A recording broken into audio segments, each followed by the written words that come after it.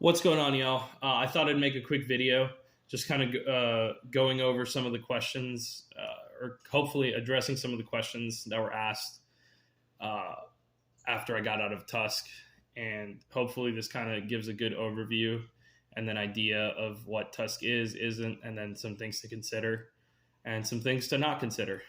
So first of all, TUSK is the Tactical Urban Sustainment course that takes place at the Direct Action Resource Center in Arkansas. And it is a mix of field training exercise and classroom course. And it is meant to give you the skills and the knowledge and the considerations to confront and thrive a without rule of law crisis.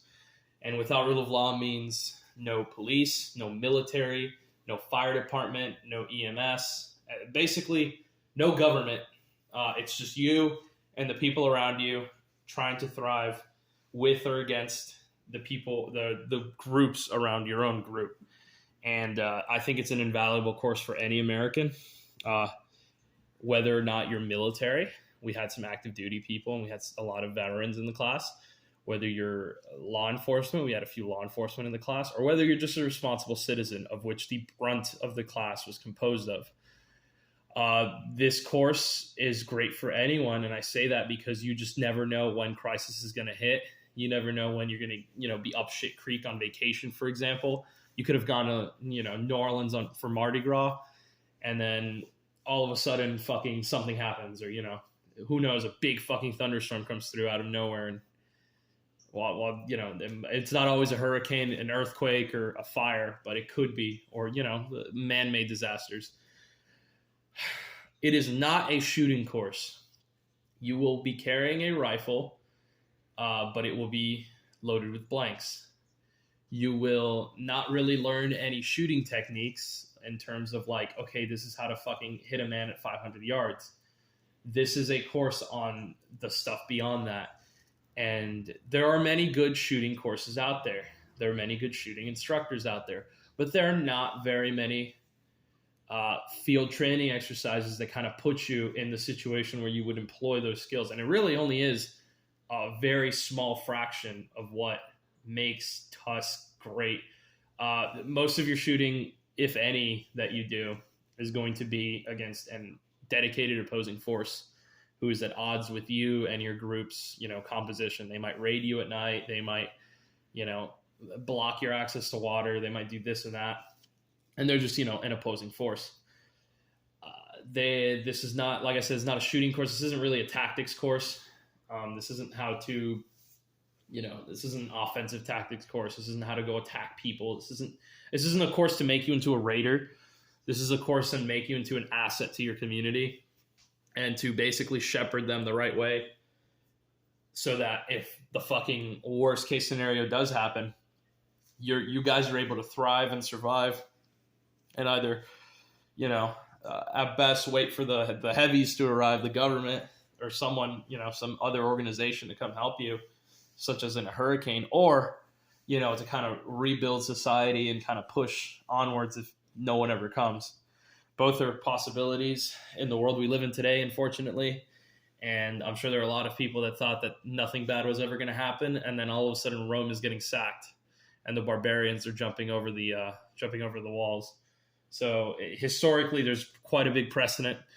The instructors are all very experienced, not just with, military or law enforcement experience, but they also have experience in dealing with disasters.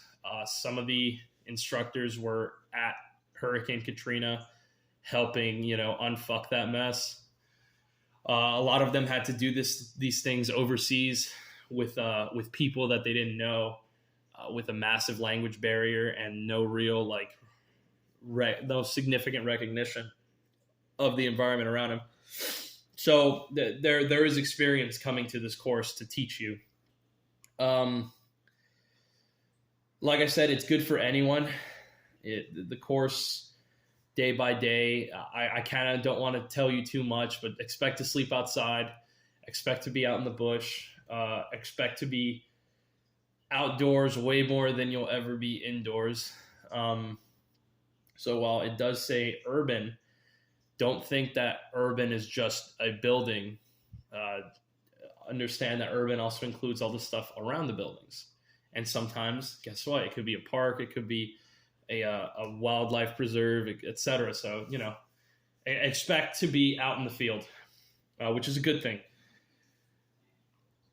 You were put into groups or teams, and the goal of your team is to navigate the lessons, navigate the issues and problems, and work with the other teams, which does happen to survive. If you ask anyone about TUSK, they'll always bring up water. Water is king, et cetera, and I'm inclined to agree. That's probably one of the biggest lessons people come out of TUSK with is, holy shit, I am completely unprepared for water. I thought my live straw was going to be enough, or I thought that these chlorine tablets are going to be enough. And the fact of the matter is it's enough for me. It's not enough for my family, or it's enough for my family, but it's not enough for all the people around me. And if all the people around me are struggling, they could either turn on me, or they could cause stupid mistakes that could kill or hurt my group. So, it's about community. It's about working together. It's not about going to go and fucking kill people. It's 100% like, this is how we're going to make it. This is how we're going to survive. This is how we're going to get out of this mess, or at least make it so that we can make it through this mess. So some of the lessons learned with water are pretty sobering. And during the AAR, a lot of people brought up the same thing. Like, wow, I really thought the water portion was important. It was significant. And I agree. I think if you come out of TUSK with anything, a healthy respect for the effort and the importance of water is probably going to be up there. Another lesson I learned was just how important motivation and discipline is. It will make or break your efforts, and you have to navigate. I was a team leader, and I got extremely lucky that my team was motivated, and not just motivated, beyond that, disciplined. They would always pull security. They would always be busy. They would always be doing X, Y, and Z. And they never really complained. They never kind of, let the situation, let the environment get to them. They were always very highly motivated, and that's great. That's kind of the people you want. Now, understand that to maintain that motivation requires a lot of work on the side. It requires a lot of logistical work, hence the sustainment portion. I was joking that TUSK for the team leaders was TUSK 1.5, because as a team leader, you're planning not just within your team, but you're also planning with the other teams. And you kind of have to cover a lot of those logistics. Like, hey, how are you guys on water? Do you guys have enough water? And sometimes you might even want to see it. Making sure that dudes are getting stuff like liquid IV or drip drop in, because they're losing a ton of water through sweat or effort. Making sure you're managing people's fatigue, making sure that when you're making plans, that you're not just going to be like, oh yeah, guys, we can just go for 24, 48 hours straight. Because then what happens afterwards? You can't be thinking in short term. You have to constantly be thinking long term. And so I thought that course was great. It's only 4 days, but it always kind of brings that question to your mind. Like, okay, cool. We can go do X, Y right now. We can go on another patrol, maybe forage or go, get an even bigger surplus of water. But like, are we going to be cutting into time that could be better off refitting, recovering, redoing checks, cross-loading ammo, cross-loading water, or just even getting rest, eating? I realized that I barely ate. I brought Mountain House meals that I never touched. I was living off of Cliff Bars, Jolly Ranchers, and tuna. And, it's not great, but that's kind of just the reality of the situation. If you're constantly moving, you're constantly busy, and you need to maintain that security. You can't just sit there and fucking make your little gypsy camp. So I thought that was a great lesson. Another big lesson was just how important having a large number of people is. You'll realize really quick that you're going to need dedicated people to work with water, just because if everyone starts working with water, people might mix up dirty and clean water containers, or people might make mistakes that'll fuck up the whole team. So bearing that in mind, it's great to kind of have dedicated water people. But okay, cool. Can your organization, can your group spare dedicated water people? If everyone is there pulling security, is it feasible to pull off? If you have 8 dudes, is it feasible to pull off 4 of those, 2 to go carry water jugs and then 2 to pull security for them? Or are you going to have to make compromises here and there? Like, can you still maintain security? There was an event one of the nights where all the teams had to work together, and we all kind of sacrificed some of our men from each team in order to create a fifth, like a water team. And then that water team also needs security because, the water is within our cordon of security, but they still might get attacked.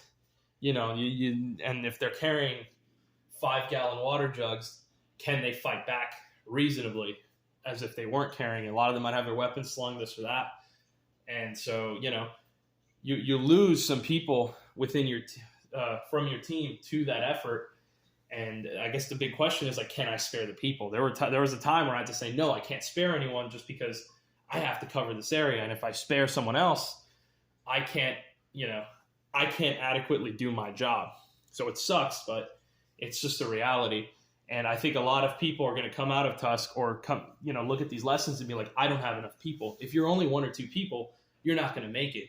Even if you're 6 people, understand that every time something has to get done that isn't security, you still need security there in the situation. The OPFOR is still out there, and they're still very much a peer threat. They have night vision, they have thermals, they have drones, they have rifles just like you do. They might even be better equipped. Gang members can have rocket launchers. It's been in the news. Gangs can have belt-fed machine guns, and guess what? Us regular people really don't fucking have access to that shit. So you're already at a disadvantage with peer enemies, so you can't really sacrifice security. But knowing that, how are you going to get other things done? If someone has to work, if your vehicle runs out of fuel on a logistics run to go, move things from point A to point B, or just to get water, and you're in a truck and it runs out of fuel and you need to refuel, can you sacrifice some of those people? And I mean sacrifice, like they're not dying, but can you spare the people to refuel, run the quick maintenance that you need to on your vehicle, and then also maintain that security posture? And those are questions you should be asking. The class was 30 plus people. And even with 30 plus people, even with dedicated water teams working, to fill up every container we had with clean water and manufacturing clean water from dirty water, even with that, you still felt like, fuck, man, I wish I had more people. So just bear that in mind, that a big learning point for me, at least, was just how important it is to have those people. Not everyone's a fighter. Some people can be administrative people. Some people can be working on stuff, but they're going to need to be protected. And you're going to need to cover a lot of avenues of approach. You're going to need to cover dead space. You need to look. The people that were in the class were all told the same thing. You need to look at this class and then kind of like tailor what you learn from here to your own life. You're not going to be at Darcy, defending, the shoot house. You're going to be in your neighborhood and, on Main Street, USA, fucking having to figure all these problems out with your neighbors, with the people that live around you, your coworkers, etc. And that is the reality that TUSK kind of tries to home in on. So numbers of people is no joke. Vulnerabilities. I think water was everyone's big vulnerability. Logistic burden of just food storage, shelter, even cooking is a problem. I know it was brought up in the class how someone making a mistake cooking indoors will 100% burn their building down, or just advertise that, hey, that plume of smoke has been constant every fucking day over in the distance. And then that tells anyone looking at that, like, hey, maybe we should go investigate that. And guess what? You don't know who's coming. You don't know who's showing up. Those could be bad people. They could be like, hey, those people are cooking. We're hungry. Let's go fucking get them. They could be desperate people. You just don't know. So it's stuff like that. It's little lessons that you kind of start encountering, start trying to navigate around. In terms of equipment, I would say you want a redundant way to clean water. You want redundant sources of food, and then whether or not they need cooking or not. I'd say you want cycles for that. You want a good hygiene and a good hygiene plan, sanitation plan. Those all require water too. Funny enough, so you can imagine how important water is. You want variety of stuff around you. You don't only want water filters. You also kind of want tablets. You want other styles of filter, gravity filters, or more active filters, pump filters, and then just ways to gather water, because you're not always going to be able to just walk to the shoreline and scoop it up. Sometimes you're going to need to dip it down into a fucking well, or take it off of puddles and stuff like that, to where you can't just scoop a 5-gallon jug. That was a pretty big reality check for a couple people. Weapons and equipment wise, it's not as, I'm not going to say it's not important, but don't overthink it. A good general purpose rifle, anywhere from, I'd say 11 and a half inches to 18 inches is probably going to do you well. Anything shorter, and you're sacrificing a lot of that longer range, quote unquote, performance, even though it's blank fire. And any longer, and you're going to have trouble working in and around vehicles. So something moderately length. Funny enough, 16 inches is kind of I fared just fine with a 16-inch barrel. But there were people with SBRs, and there were people with 14 and a half inch rifles that were doing just fine. So don't think too much into it with the rifle stuff. A lot of guys are been asking me that, oh, hey, this gear wise, the same thing. There are some nuances with stuff like LBE with battle belts, especially with big sustainment pouches on the back, or butt packs. If you're working in and around vehicles, you're going to want to figure out a way to be able to sit. You're not going to be able to sit wearing it normally. One dude in my team flipped his around, and that seemed to have helped him a lot. When we're doing the vehicle stuff, he's wearing it sort of like a chest rig, but on the front. It's kind of funny. But that was a way to negotiate that problem. Ruck-wise, just understand that you're going to need to move through dense brush sometimes, or you're going to want to move through dense brush or through doorways. So having a boulder strapped to your back that kind of gets you stuck into places is not great. Having a subload that you can kind of pull off, so an assault pack or a lid, or a sling pack or something that you can take with you and carry comfortably for a couple miles on patrol, is also a good thing to have. Like I said, it's really not as important. A lot of people are asking about chest rigs and how many mags are you carrying. And we're given a certain amount of ammo and magazines at the beginning, or you bring your magazines. You're given a certain amount of ammo to carry, but I found that, I was even in a close, near force on force, assault, just by surprise, that I still had enough ammo to kind of negotiate it. You just have to kind of be smart with your rates of fire, and just understand that whatever you're carrying, you just have to make it work for that situation. And don't only bring 3 mags, but also don't feel like you need to have 12 mags easily accessible. There's a happy medium. There's a reason why 7 mags, 8 mags is kind of the go-to for a lot of people. But that's pretty much it. If I had to say, for at least, I think I'll make this a 2-parter. So I'll cut off part 1 here, kind of starting talking about gear. I think I'll probably continue with gear, some stuff that I thought I really needed and some stuff that I thought was worthless. So, that puts us at around 19 minutes, guys. So part 2 coming soon.